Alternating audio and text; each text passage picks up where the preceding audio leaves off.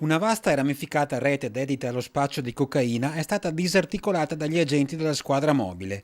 2 anni di indagini cominciate a Treviso nel dicembre del 2015 e spintesi fino a Venezia, Macerata, Brescia e Firenze. Abbiamo potuto tirare le fila di quella che era un sodalizio molto attivo sul nostro territorio che movimentava, smerciandola e importandola, sostanza stupefacente del tipo cocaina. In tutto 6 ordinanze di custodia cautelare nei confronti di 5 albanesi e un italiano.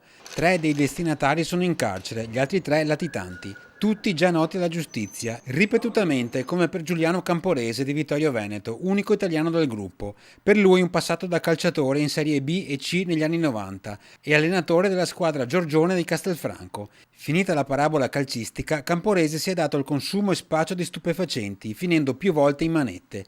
A capo della banda il cinquantenne albanese Selim Mosmani, ora latitante. Un paio di anni fa si era dato all'imprenditoria, rilevando una fabbrica di cucine a Colle Umberto. L'azienda, in cui lavorava egli stesso, era in crisi e lui era subentrato al vertice.